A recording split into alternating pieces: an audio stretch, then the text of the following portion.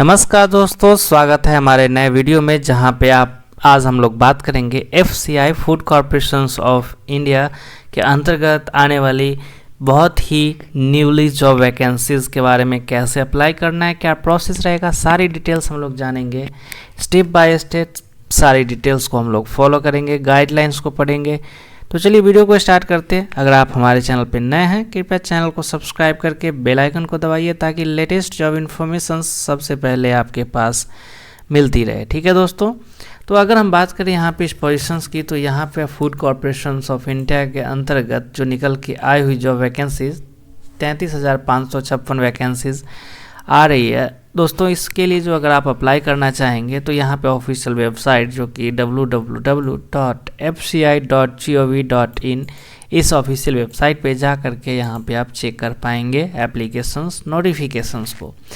Job vacancies category की अगर हम बात करें तो कैटेगरी 1, 2, 3, 4 इनमें जॉब वैकेंसीज आने वाली है। ठीक है दोस्तों, एंड अगर हम बात करें यहाँ पे अगर देखा जाए एग्ज़ाम नेम तो FCI एग्ज़ाम 2025 रखा जाएगा, जिसके अंतर्गत वेरियस पोजीशंस होंगे एंड एक्सपेक्टेड वैकेंसीज 33,566 रखा गया है, जिसमें कैटेगरी एग्जामिनेशंस एंड इसके अलावा एप्लीकेशन मोड जो होगा वो ऑनलाइन एप्लीकेशंस रहेगा। सिलेक्शन प्रोसेस ये डिपेंड अपन द पोजीशंस होता है कि कौन कौन से पोजीशंस पे क्या क्या सिलेक्शन प्रोसेस होने वाला है।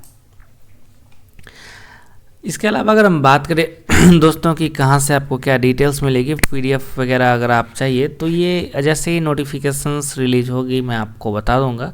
आप यहीं पे इसी ब्लॉग पे आकर के चेक कर सकते हैं ये सारी डिटेल्स को भी। तो ये FCI रिक्रूटमेंट्स की अगर हम बात करें, जिसमें कि एग्जामिनेशन फीस अगर हम देखें दोस्तों तो अनरिजर्व OBC एंड EWS के लिए 800 रुपीज़, साथ ही साथ SC ST PWBD फीमेल्स के लिए एंड फीमेल्स के लिए कोई भी चार्जेस नहीं होगा। यानी कि अगर देखा जाए तो SC ST and physically disable persons के लिए या फिर फीमेल के लिए चार्जेस नहीं लगेगा। एंड अगर हम देखें यहाँ पे डॉक्यूमेंट्स क्या क्या रिक्वायर्ड होगा, फॉर एग्जांपल अगर हम बात करें यहाँ पे जनरली हर एक स्टूडेंट के लिए voter ID card, residential proof, passport size photo, signature, educational qualifications जिसमें कि marksheet, degrees, diploma certifications, birth certificate हो गया। ठीक है दोस्तों, साथ ही साथ यहाँ पे देखा जाए तो कास्ट सर्टिफिकेट हो गया। डिसेबिलिटी PWBD कैंडिडेट के लिए यहाँ पे रहना अनिवार्य है। एक्सपीरियंस सर्टिफिकेशंस अगर आपके पास है तो आप लगा सकते हैं। No objection certificate for government of India employ के लिए, जो भी गवर्नमेंट जॉब कर रहे हैं उनके लिए लगेगा। ठीक है दोस्तों, एंड अगर हम बात करें यहाँ पे ये वैकेंसीज़ के बारे में, तो वैकेंसीज़ में अगर देखा जाए दोस्तों यहाँ पे कैटेगरीज़ की बात की जाए तो 4 कैटेगरीज़ में डिवाइड की गई इन सारी पोजीशंस की। इन सारे 4 कैटेगरीज़ की यहाँ पे वैकेंसीज़ निकल के आई है। अच्छा दोस्तों, अगर हम बात करें द वर्क स्टेज जो है यहाँ पे कौन कौन से कैटेगरीज में कितना होने वाला है वैकेंसीज, आप देखा जाए तो वैकेंसीज जो है सेंक्शन की गई हुई है। तो यहाँ पे देखा जाए तो MIP वैकेंसीज, तो वैकेंसीज आप देखिए दोस्तों, वैकेंसीज यहाँ पे टोटल जो है 31 वैकेंसीज, स्टेज 2 की यहाँ पे वैकेंसीज जो है यहाँ पे 649, 8,453 कैटेगरी 3 के लिए। फिर कैटेगरी 4 के लिए यहाँ पे देखें तो 6,232, तो टोटल यहाँ पे 15,000, यहाँ पे देखा जाए तो टोटल जो है 40,000 के आसपास 42,800 जो कि यहाँ पे दिखाई गई थी। ठीक है दोस्तों, तो ये कुछ इस तरह से जो है नोटिफिकेशंस को रिलीज की गई है, आप इसको भी चेक कर सकते हैं। ये जो है एक हिडन नोटिफिकेशंस के बेसिस पे जो यहाँ पे एक और वेबसाइट पे विजिबिलिटी आई थी, इसके आधार पे यहाँ पे हम लोगों ने इनको इस इन्फॉर्मेशंस को ग्रैब किया, यहाँ पे रखा है।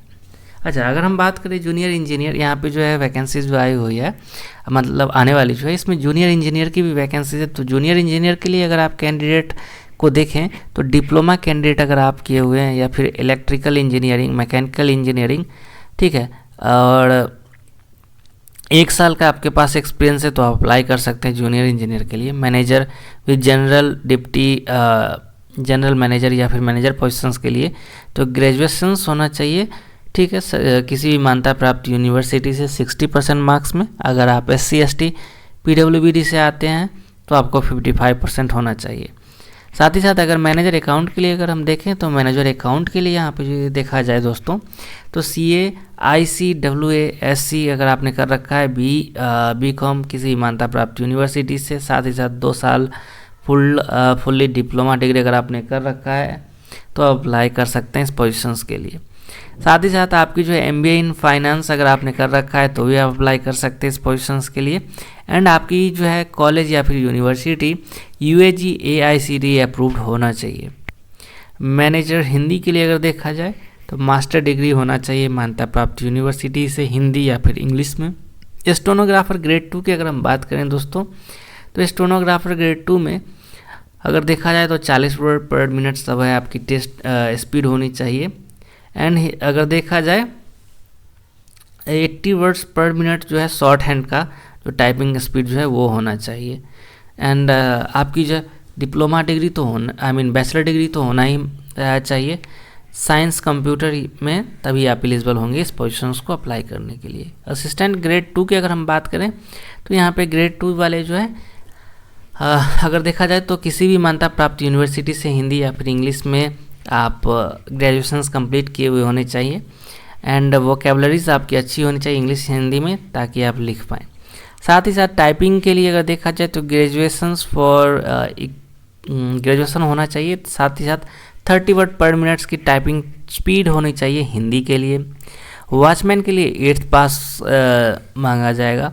साथ ही साथ ग्रेजुएट असिस्टेंट यानी कि ग्रेड 3 के लिए देखा जाए तो बैचलर इन कॉमर्स विथ किसी भी मान्यता प्राप्त यूनिवर्सिटी से अगर आपने बैचलर इन कॉमर्स कर रखे हैं तो आप अप्लाई कर सकते हैं इस पोजीशंस के लिए भी दोस्तों। इसके अलावा अगर हम देखें यहाँ पे असिस्टेंट ग्रेड 3 की टेक्निकल में तो यहाँ पे BSc in agriculture from recognise university यानी कि मान्यता प्राप्त यूनिवर्सिटी से अगर आपने BSc AG किया है तो अप्लाई कर सकते हैं इस पोजीशंस के लिए। साथ ही साथ आपने अगर देखा जाए यहाँ पे तो यूनिवर्सिटी से अगर सब्जेक्ट की बात की जाए तो botany, zoology, biotechnology, biochemistry, microbiology, food science अगर आपने किया है और बीटेक इन या फिर BE इन फूड साइंस और food science and technology, agriculture engineering, biotechnology from recognise university and institute need to be approved AICTE यानी कि AICTE अप्रूव्ड अगर आपके इंस्टीट्यूट है तो भी आप अप्लाई कर सकते हैं इस पोजीशंस के लिए। अच्छा, यहाँ पे अगर देखा जाए इसके अलावा असिस्टेंट ग्रेड 3 जो है डिपोट की यहाँ भी वैकेंसीज है, यहाँ पे भी आपकी ग्रेजुएशन होना अनिवार्य है। इसके अलावा देखा जाए तो मैनेजर पोस्ट के लिए जो एज की बात की गई 28, मैनेजर हिंदी के लिए 35, जूनियर इंजीनियर के लिए 28, स्टेनोग्राफर ग्रेड 2 के लिए 25, टाइपिस्ट हिंदी के लिए 25, वॉचमैन के लिए 25, FCI असिस्टेंट ग्रेड के लिए 3 के लिए 27 एंड ग्रेड 3 में असिस्टेंट ग्रेड 3 हिंदी के लिए 28 साल का एज रखा गया है। OBC के लिए 3 साल की छूट होगी, SC ST के लिए 5 साल, PWBD जिसमें जनरल के लिए 10, OBC के लिए 13, SC ST के लिए 15 साल की छूट होने वाली है। डिपार्टमेंटल यानी कि FCI में से जो अगर आप ट्रांसफ़र चाहते हैं किसी पोजीशंस के लिए तो अप टू 50 साल के एज अगर आपकी है तो आप अप्लाई कर सकते हैं। एग्जामिनेशंस 2 चरणों में बांटा जाएगा। नेगेटिव मार्किंग होगा 0.25 की, इंग्लिश लैंग्वेज में 25 questions 25 marks 15 minutes, reasoning ability के लिए 25 questions 25 marks 15 minutes, numerical aptitude के लिए 25 questions 25 marks 15 minutes, general studies के लिए 25 questions 25 marks 15 minutes, 100 questions 100 marks 60 minutes में आपको कंप्लीट करना होगा ये एग्जामिनेशंस। देन आप फेज़ 2 में एंटर करेंगे। फेज़ 2 की अगर एग्जामिनेशंस देखा जाए तो 90 मिनट्स की एग्ज़ाम होगी, 120 मार्क्स का एग्जामिनेशन होगा जिसमें इंग्लिश लैंग्वेज की 25 क्वेश्चंस 25 मार्क्स, रीजनिंग एबिलिटी की 25 क्वेश्चंस 25 मार्क्स, न्यूमेरिकल एबिलिटी की 25 क्वेश्चंस 25 मार्क्स। इसके अलावा जनरल स्टडीज़ में 45 क्वेश्चंस 45 मार्क्स। इसमें हिस्ट्री, ज्योग्राफी, इकोनॉमिक्स में 25 क्वेश्चंस, जनरल साइंस में 10 क्वेश्चंस, करंट अफेयर्स की 5 एंड कंप्यूटर्स की 5 क्वेश्चंस। तो यहाँ पे आप ये भी ध्यान में रख सकते हैं। सिलेबस की अगर हम बात करें तो रीजनिंग एबिलिटी जो है यहाँ पे तो आप रहेगा ही, जिसमें कि blood relations, order and ranking, puzzles, ये सारा रहने वाला है। इसके अलावा जनरल स्टडीज़ में Indian geography, history, Indian polity, Indian economics, science and technologies, current affairs, environmental issues, current government schemes, ये सारा रहने वाला है। एजुकेशन की अगर हम बात करें, यहाँ पे माफ़ी चाहूँगा, इसके अलावा इंग्लिश लैंग्वेज की अगर हम देखें तो यहाँ पे सेंटेंस एरर, ठीक है, reading comprehensions, one order submissions, word using, ठीक है, ये सारा जो है जंबल सेंटेंस, ये सारा क्वेश्चंस आपका रहने वाला है इस सारा सब टॉपिक से रहने का। इसके अलावा न्यूमेरिकल एप्टीट्यूड्स की अगर हम बात करें तो डेटा इंटरप्रिटेशंस, इसके अलावा HCM, LCM, time and distance and time, average, speed, time and work, इस तरीके की आपकी क्वेश्चंस होने वाली है दोस्तों। साथ ही साथ सैलरी की अगर हम बात करें तो सैलरी आपकी जो है स्टार्टिंग जो है 40,000 टू 71,000 आपकी होने वाली है। तो आप अप्लाई कीजिए, कोई भी क्वेश्चन हो आप हमसे पूछ सकते हैं डायरेक्टली वीडियो के कमेंट सेक्शन में कमेंट करके, ठीक है दोस्तों। अगर हम बात करें 2018 की कट ऑफ की तो जनरल कैटेगरीज के लिए जो है कट ऑफ 75 था, OBC के लिए 72, SC के लिए यहाँ पे 65 एंड ST के लिए 62 रखा गया था। तो इस बार उससे ज़्यादा ही होगा क्योंकि बहुत ही ज़्यादा हाइप क्रिएट है इस पोजीशंस के लिए। आप अप्लाई कीजिए, कोई भी क्वेश्चन हो आप हमसे संपर्क कर सकते हैं।